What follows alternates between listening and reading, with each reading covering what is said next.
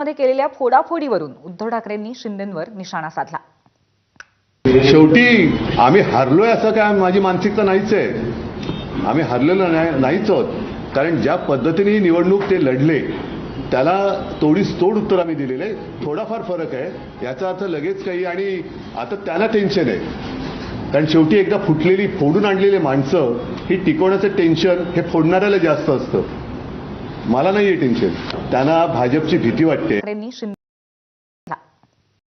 शेवटी आम्ही हारलोय असं काय माझी मानसिकता नाही। ही निवडणूक लढले तोडीस उत्तर आम्ही दिलेलं आहे। थोडाफार फरक, एकदा फुटलेले लोक कधी फुटू शकतात, सगळ्यांच्या संपर्कात असू शकतात।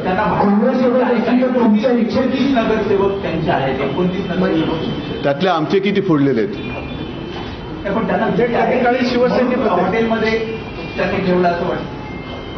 आता ज्यांनी ठेवले त्यांना विचारा।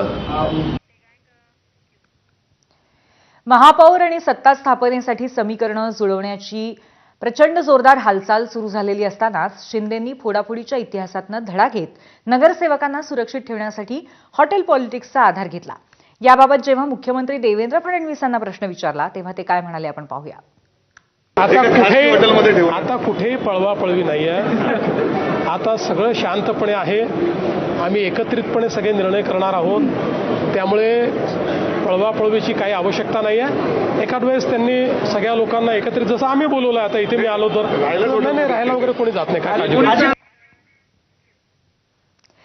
संपूर्ण राज्याचं लक्ष लागून असलेल्या मुंबई महापालिकेत भाजप शिवसेना युतीने वर्चस्व राखलं।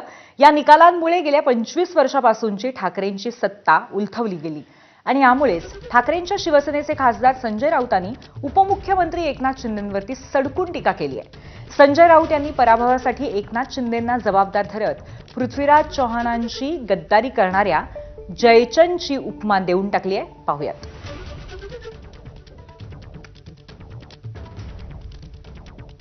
एकनाथ शिंदे जयचंद झाला नसता, जयचंद माहिती आहे ना, हां, ज्याने महाराणा प्रतापचा घात केला, एकनाथ शिंदे जयचंद झाला नसता तर या भाजपच्या 100 पिढ्या उतरल्या असत्या तरी या मुंबईवर भारतीय जनता पक्षाचा म्हणजे महाराष्ट्र द्वेष्ट्यांचा महापौर बसला नसता आणि झेंडा फडकला नसता। येतील ना दिवस, येतील दिवस, पालटतील।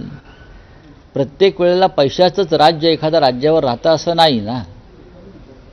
या राज्याचं पुण्य फार मोठं आहे, छत्रपती शिवाजी महाराजापासून मोठं पुण्य आहे। मुंबईचा महापौर कोण होणार याची तुम्हाला नक्कीच उत्सुकता असेल, पण हे गुपित अखेर फुटेल महिन्याच्या शेवटी आणि त्याच्यासाठी महिन्याच्या अखेरपर्यंत आपल्याला वाट पाहावी लागणार आहे। जानेवारीच्या शेवटी मुंबईच्या महापौरांची निवड होण्याची शक्यता आहे। पुढच्या आठवड्यामध्ये नगरविकास खातं महापौर सोडत काढणार असल्याची माहिती सूत्रांनी दिली आहे आणि महापौर सोडतीनंतर 10 दिवसांनी महापौरांची निवड होईल असंही कळतंय।